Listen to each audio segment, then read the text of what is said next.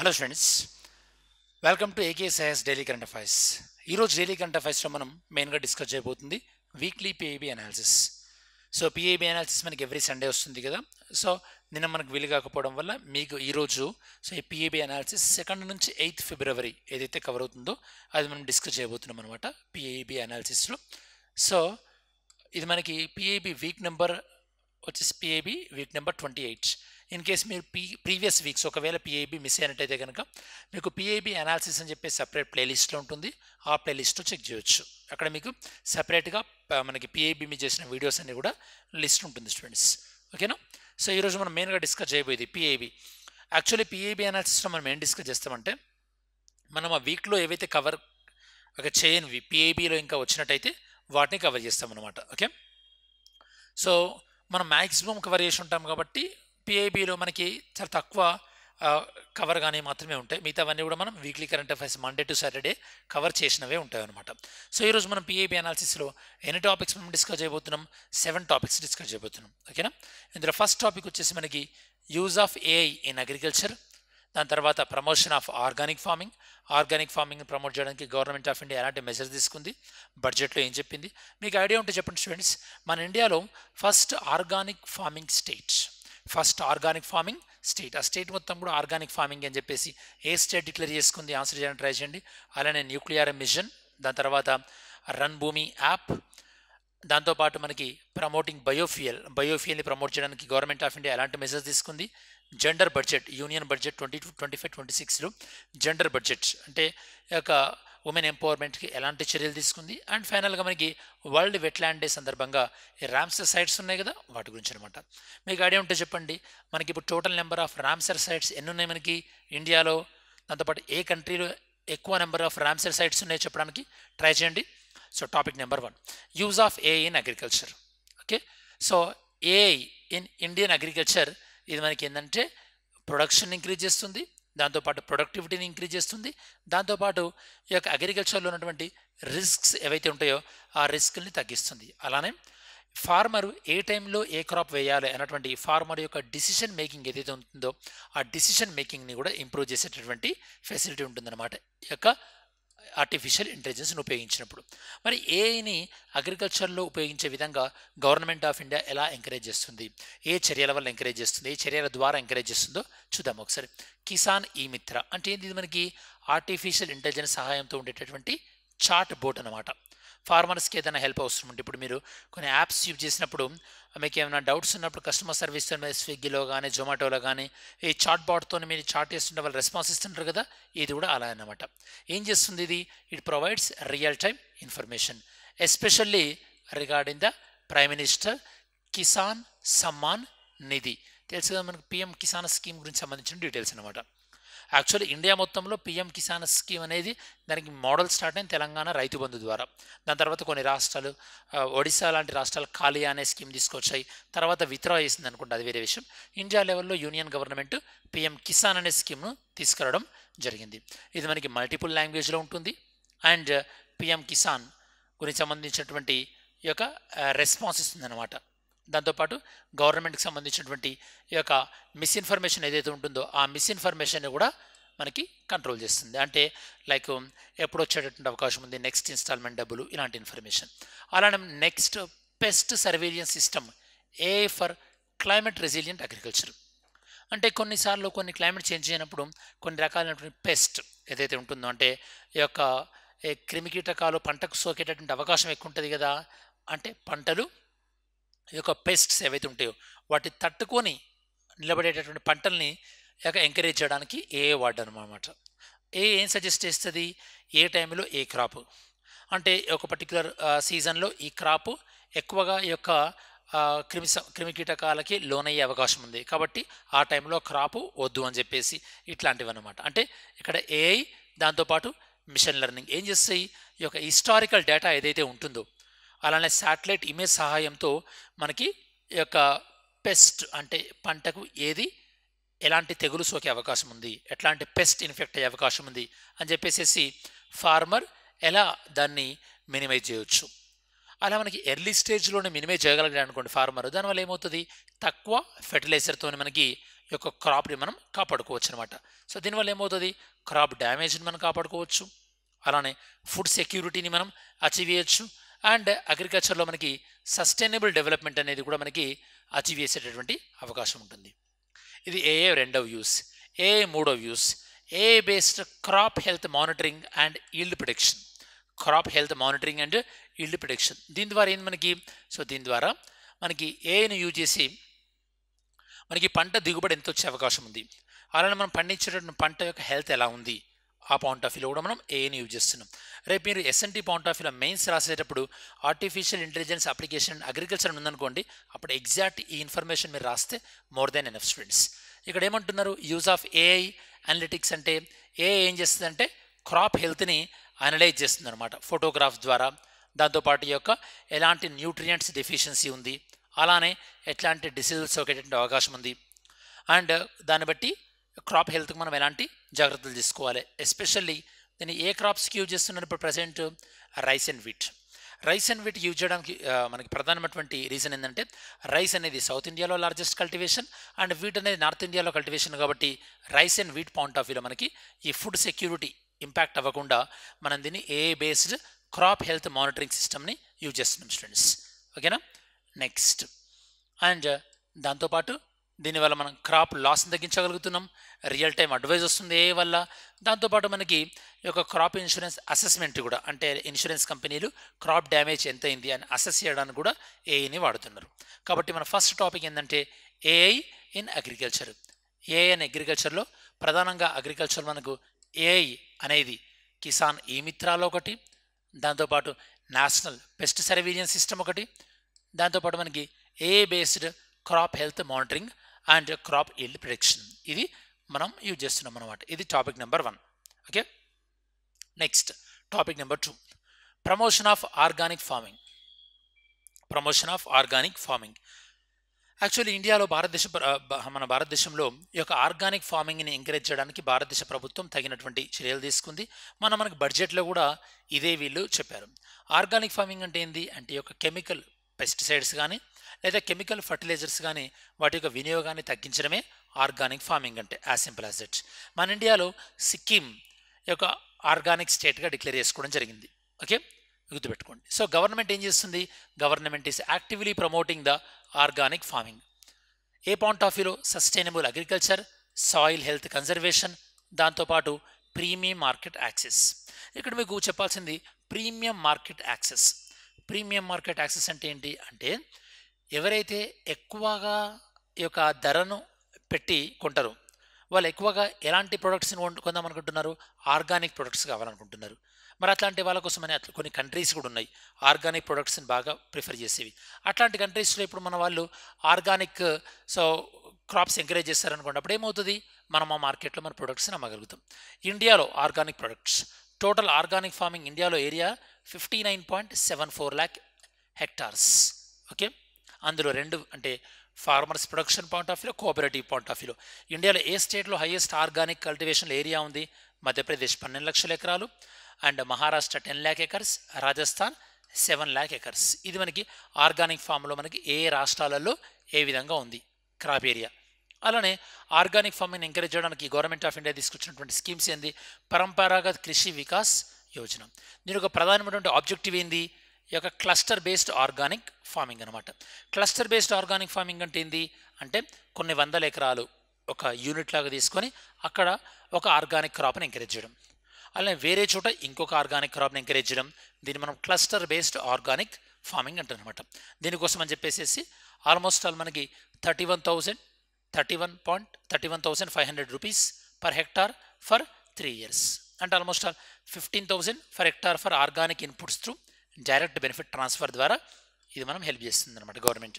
అలానే మనకి ఈ యొక్క వాల్యూ ఎడిషన్ అంటే, ఆర్గానిక్ ఫార్మింగ్లో వాల్యూ ఎడిషన్ అంటే ఏంటి, ఫర్ ఎగ్జాంపుల్ ఫార్మరు స్ప్రింక్లర్ కొనుక్కోవాలనుకున్న, డ్రిప్ ఇరిగేషన్కైనా అట్లాంటి వాల్యూ ఎడిషన్ కానీ, లేదా మార్కెటింగ్ సర్టిఫికేషన్ పాయింట్ ఆఫ్ వ్యూలో కానీ 4,500 per hectare, సర్టిఫికేషన్ అయితే 3,000 per hectare, and marketing 3,000 per hectare, certification 7,000 per hectare కూడా హెల్ప్ చేస్తుంది ప్రభుత్వం. సర్టిఫికేషన్ అంటే ఫర్ ఎగ్జాంపుల్ ఇప్పుడు మనం పండించే పంట ఆర్గానిక్ అని ఏదో ఒక ఏజెన్సీ, ఒక సంస్థ అనేది గుర్తించాలి కదా.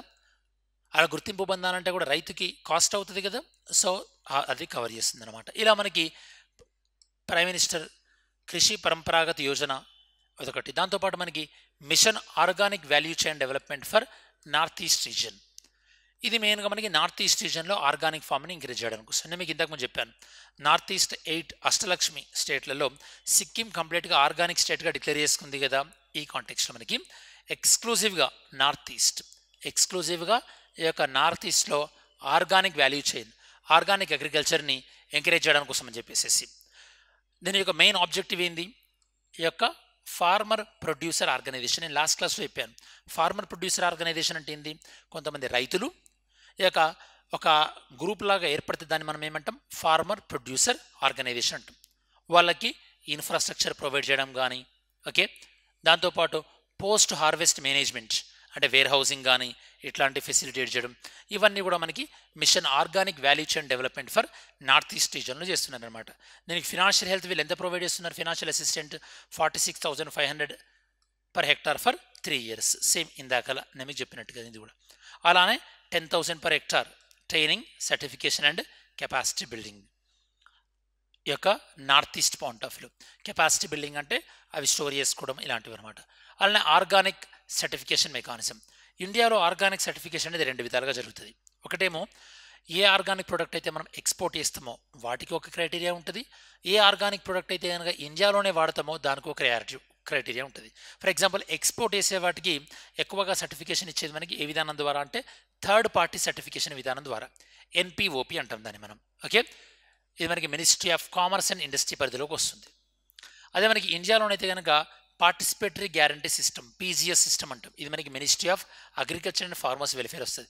బాగా గుర్తుపెట్టుకోండి, ఇదేమో exports ministry of commerce and industry, ఇదేమో ఇండియాలోనే అది మనకి పార్టిసిపేటరీ గ్యారంటీ సిస్టమ్. ఈ విధంగా మనకి ఆర్గానిక్ ఫార్మింగ్ని ఎంకరేజ్ చేయడానికి భారతదేశ ప్రభుత్వం చేపడుతున్నటువంటి ఈ యొక్క స్కీమ్స్ ఏంటి, దాంతోపాటు ఈ యొక్క సర్టిఫికేషన్ పాయింట్ ఆఫ్ వ్యూలో ఎక్స్పోర్ట్కి, దాంతోపాటు విత్ ఇన్ ఇండియాలో మనం తీసుకుంటున్నటువంటి స్టాండర్డ్స్ ఏంటి, ఇవి మనం డిస్కస్ చేస్తాం కదా.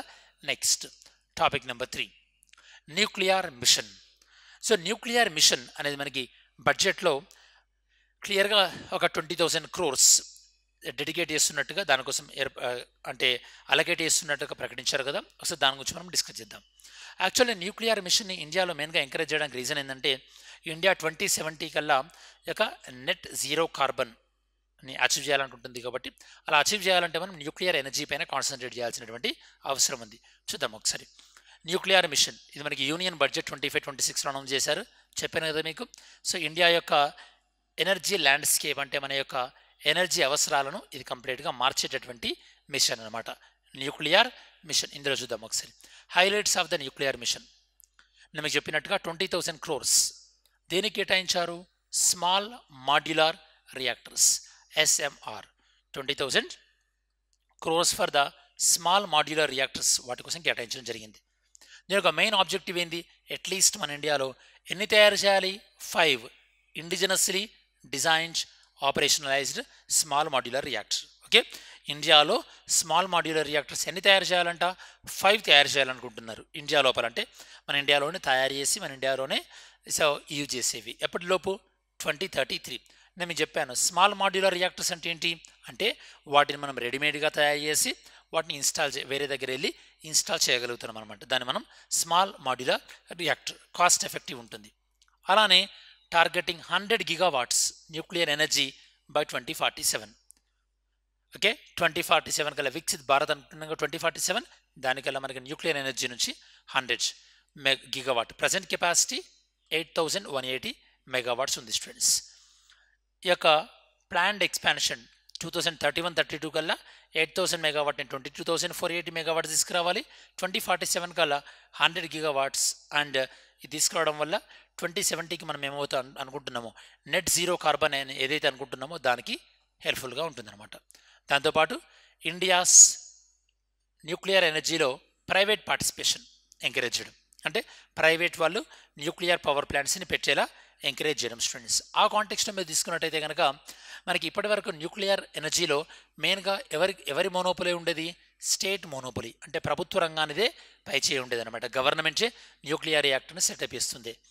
దాన్ని తగ్గిస్తూ ఈ యొక్క న్యూక్లియర్ టెక్నాలజీని పెంచడానికి కానీ లేదా ఇన్వెస్ట్మెంట్ని పెంచడానికి కానీ ఈ యొక్క ప్రైవేట్ సెక్టర్ని ఎంకరేజ్ చేస్తామని చెప్పి సేమ్ లైక్ ఇప్పుడు మనకి స్పేస్ సెక్టార్లో ఇస్రోలో రిఫార్మ్ తీసుకొని వచ్చి ఇస్రోలో ప్రైవేట్ పెట్టుబడుల్ని ఎంకరేజ్ చేస్తున్నారు కదా, అవునా కదా? అలానే స్పేస్లో కూడా ప్రైవేట్ సెక్టార్ పెట్టుబడులను ఎంకరేజ్ చేయాలని చెప్పేసి బడ్జెట్లో ప్రకటించారు.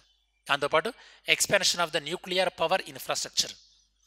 సో ఏ విధంగా న్యూక్లియర్ పవర్ ఇన్ఫ్రాస్ట్రక్చర్ అంటే ఫర్ ఎగ్జాంపుల్ ఇప్పుడు మనకి 10 రియాక్టర్స్ ఉన్నాయి స్టూడెంట్స్. గుజరాత్, రాజస్థాన్, తమిళనాడు, హర్యానా, కర్ణాటక, మధ్యప్రదేశ్. రాబోయేటటువంటివి ఇంకొక 6 మెగావాట్స్ అంటే 6 ఒక్కొక్క దీని యొక్క రియాక్టర్ ఎంత capacity, nuclear reactor capacity 1000 megawatt 6. Andhra Pradesh USA కొలాబరేషన్తో. యాక్చువల్లీ మన India USA civil nuclear agreement చేసింది కదా, సివిల్ న్యూక్లియర్ అగ్రిమెంట్ చేసిన తర్వాత రాబోయేటటువంటి ప్రాజెక్ట్ అనమాట. తెలుసా? ఐడియా ఉందా? India USA civil nuclear agreement ఎప్పుడు చేసినాయో చేస్తే చెప్పడానికి ట్రై చేయండి. And Rajasthan atomic power project రీసెంట్గా సెప్టెంబర్ 19, 2024 రోజు న్యూక్లియర్ ఎనర్జీని ఉత్పత్తి చేయడం స్టార్ట్ అయ్యింది. ఏదైనా సంస్థ అంటే ఏదైనా న్యూక్లియర్ రియాక్టర్ అనేది న్యూక్లియర్ ఎనర్జీని ప్రొడక్షన్ చేయడం స్టార్ట్ చేస్తే దాన్ని మనం ఏమంటామంటే ఎంటరింగ్ ఇంటూ క్రిటికాలిటీ అంటాం. ఎంటరింగ్ ఇంటూ క్రిటికాలిటీ అంటాం స్టూడెంట్స్. సో ఈ విధంగా ఇండియా అనేది ఆల్టర్నేటివ్ ఎనర్జీ పాయింట్ ఆఫ్ వ్యూలో కానీ 2070 వరకు నెట్ జీరో కార్బన్ లెవెల్ని తీసుకురావడం కానీ, అలా మన లైఫ్ స్టైల్లో రీసైక్లింగ్ దాన్ని ఎంకరేజ్ చేయడం కానీ, అండ్ మన COP26లో మన కమిట్మెంట్ని నిలబెట్టుకోవడం కానీ, ఇట్లాంటి వాటి అన్నిటి విషయంలో కూడా మనం న్యూక్లియర్ ఎనర్జీ మిషన్ అనేది యూస్ఫుల్ అవుతుంది.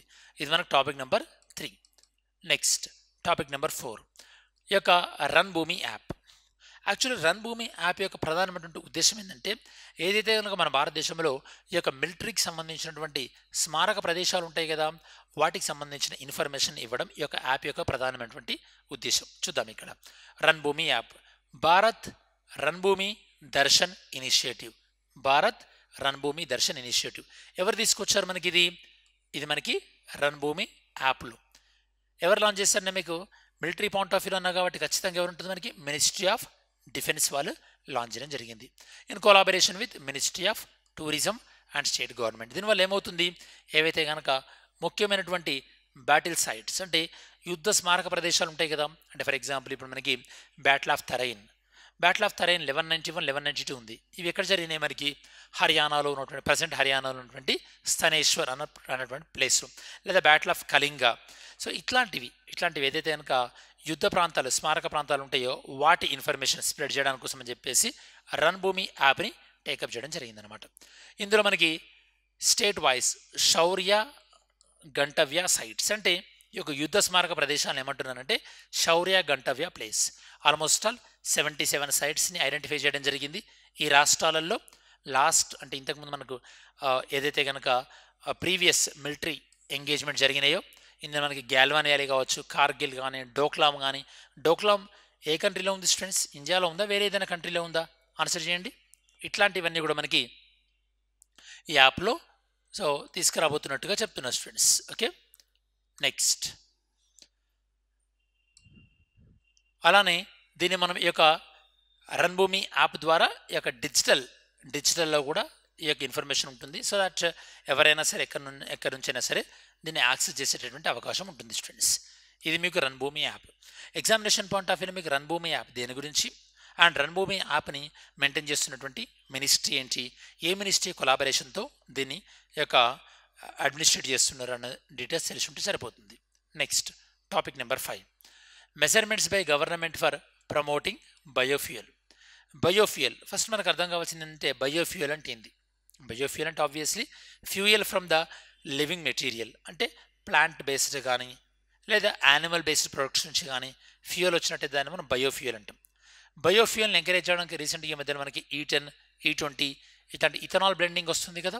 సో మరి బయోఫ్యూయల్ ఎక్కువ మనకి యొక్క మిథనాల్ అండ్ ఇథనాల్ ఈ ప్రొడక్ట్స్ నుంచి ఎక్కువ వస్తుంది అనమాట. ఓకే, మరి బయోఫ్యూయల్ ఎంకరేజ్ చేయడానికి గవర్నమెంట్ తీసుకున్నటువంటి ఇనిషియేటివ్స్ ఎంతో చూద్దాం.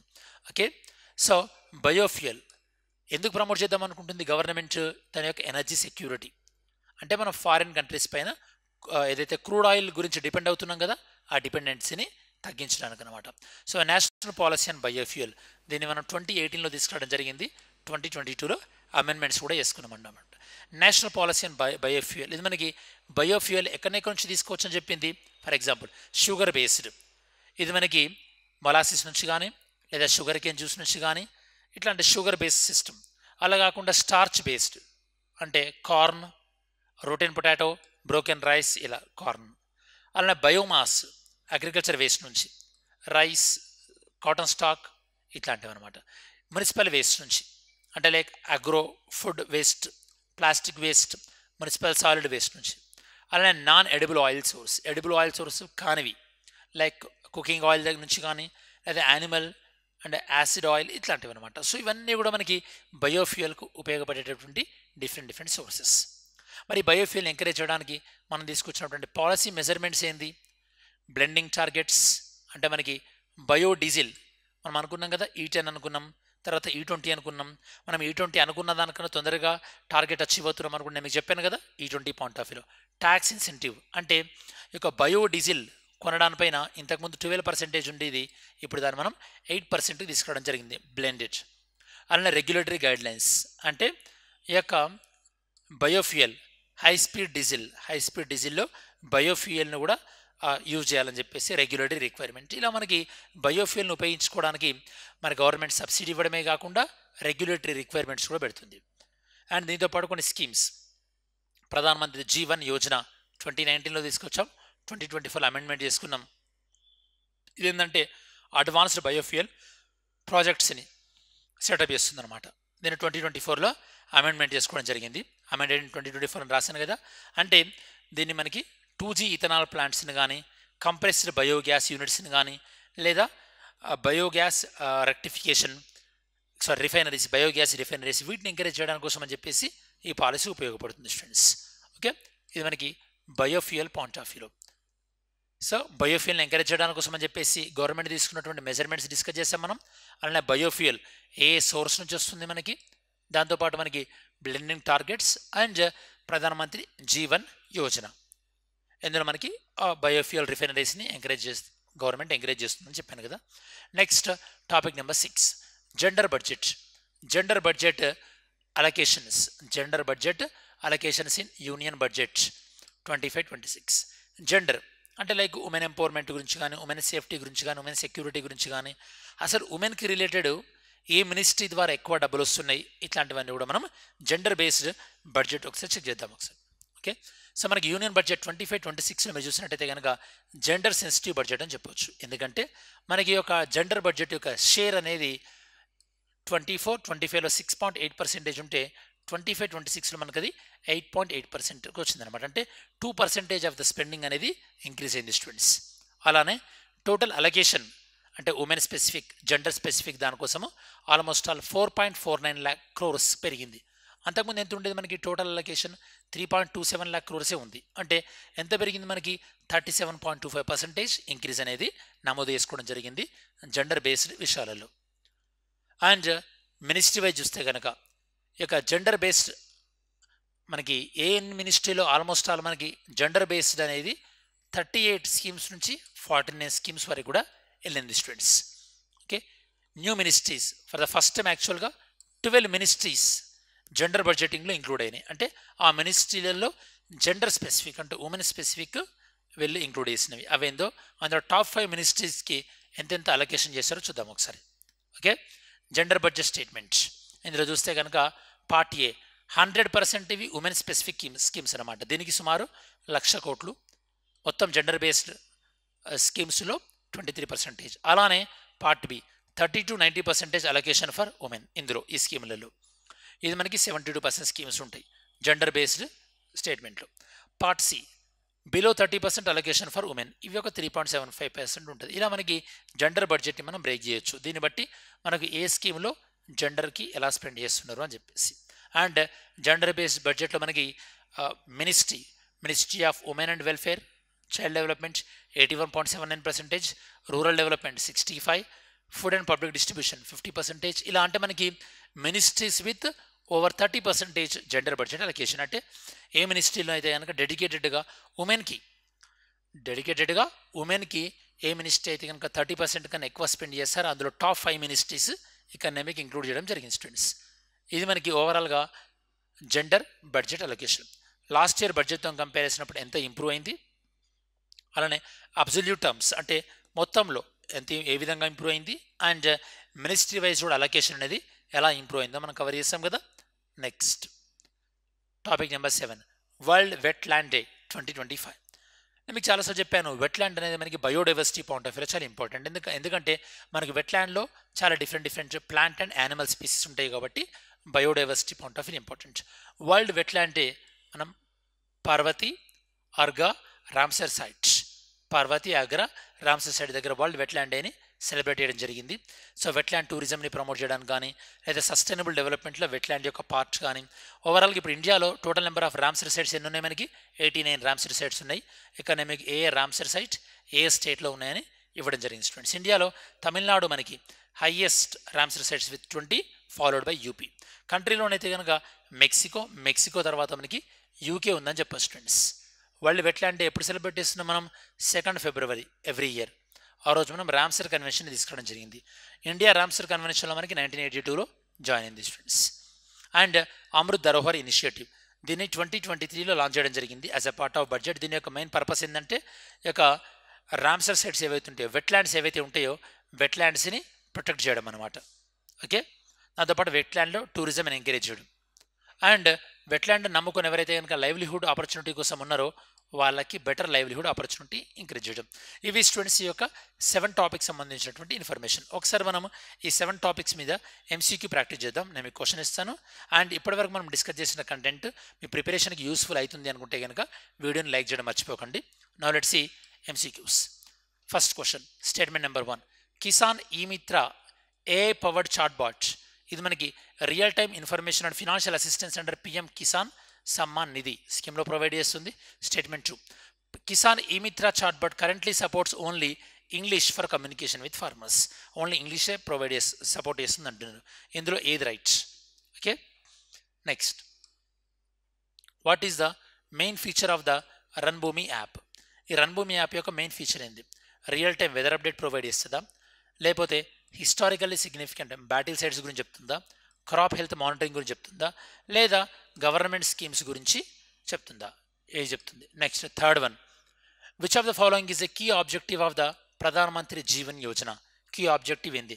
Promoting the use of solar energy, supporting the advanced biofuel projects, providing loans to farmers for organic farming, setting up wind energy system. ఏది? Okay, next, fourth question, statement wise, the mission organic value chain development for north east region. చెప్పాను కదా, north east రీజన్లో organic ఫార్మ్ని encourage చేయడం కోసం అని చెప్పేసి ఇది ఎక్స్క్లూజివ్గా ఆర్గానిక్ వాల్యూ చైన్ నార్త్ ఈస్ట్లో సపోర్ట్ చేస్తుంది. Statement number 2, under this scheme farmers are provided 31,500 per hectare for organic inputs. ఇట్లా ప్రొవైడ్ చేస్తుంది అంటున్నారు. ఇందులో ఏది రైట్? ఓకే, నేను మీకు చెప్పిన దాంట్లో నుంచే క్వశ్చన్స్ ఇస్తున్నా స్టూడెంట్, జాగ్రత్తగా ఆన్సర్ చేయండి. Next, what is the target nuclear power capacity India aim to achieve by 2047? 2047 కల్లా ఇండియా న్యూక్లియర్ ఎనర్జీని ఎంత అచీవ్ చేద్దాం అనుకుంటుంది? ఇది మనకు ఓవరాల్గా ఈ యొక్క 5 MCQకి సంబంధించింది. ఓకే, వీటి ఆన్సర్ చేయడానికి ట్రై చేయండి. మీకు ఏమైనా డౌట్స్ ఉంటే కమెంట్ సెక్షన్లో ఇంక్లూడ్ చేయండి. ఇది స్టూడెంట్స్ ఓవరాల్గా మనకి ఈ యొక్క PAB వీక్ 28 ఏదైతే ఉందో దానికి సంబంధించినటువంటి సమగ్రమైన విశ్లేషణ. ఐ హోప్ ఈ వీడియో మీ ప్రిపరేషన్కి యూస్ఫుల్ అవుతుంది అనుకుంటున్నాను. Thanks for watching this video. Have a great day. జై హింద్.